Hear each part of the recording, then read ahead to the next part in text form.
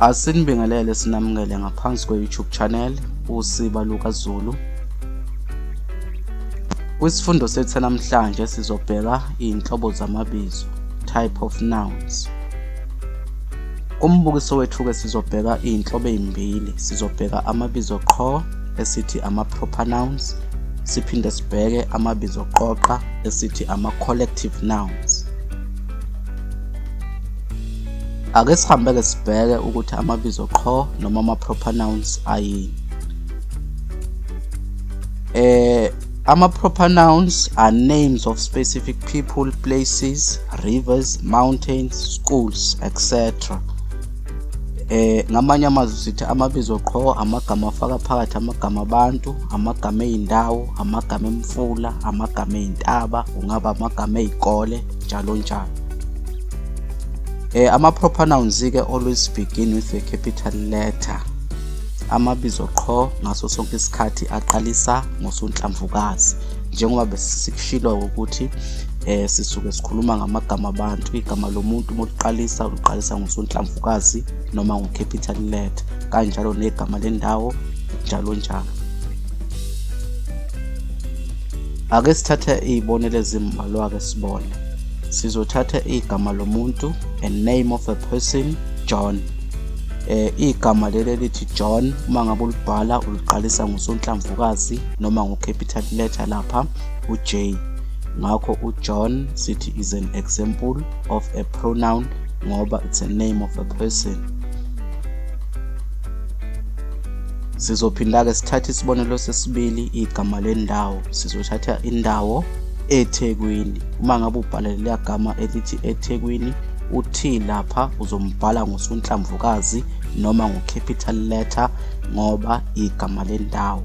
Ngakho igama elithi eThekwini njengoba kuyigama lendawo sithi isibonelo sebizo qho. Ake sihambe ke sibheke amabizo qoqa noma ama-collective nouns. Ama-collective nouns, in short, are words that group things together. Ngamanye amazwi ke sithi amabizo qoqa amagama ahlanganisa izinto eziningi ndawonye noma ngokuyibiza ngegama elilodwa.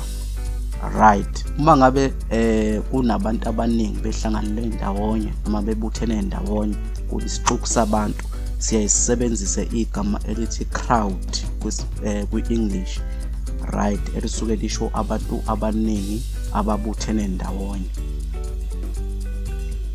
Ngakho igama elithi crowd sithi is an example of a collective noun, right. Kanti ngapha kumageba sisebenzisa igama elithi isixuku, right, sisuke sisho abantu abasuke bebaningi bebuthene ndawonye, right. Asiphinde sithathe nasi isibonelo sesibili. Sizophinde sithathe igama elithi umhlambi. Igama elithi umhlambi lisuke lisho izilwane ezisuke ziningi buthene ndawonye noma iqoqene ndawonye. Siyayisebenzisa igama elithi umhlambi, siyibiza ngokuthi umhlambi wezinkomo noma umhlambi wezimvu, kusuke kuyizilwane eziningi ezibuthene ndawonye. Ngakho igama elithi umhlambi liyisibonelo sebizo qoqa. In English we use a word herd to refer to a large group of animals. Njengoba sesishilo ukuthi sisebenzisa igama elithi umhlambi esiZulwini, kanti ngapha ku-English sisebenzisa igama elithi herd to refer to a large group of animal. Ngakho igama elithi herd is an example of a collective noun. Umbukiso wethu namhlanje sizobamba khona lapha. Asiphinde sikunxenxe ukuthi usubscribe ngaphansi kwe-YouTube channel, ushiye ukuphala kwakho lapha kuma-comment, uphinde ulike nevideo yethu namhlanje. Kuze kube ngokuzayo, siyavalelisa.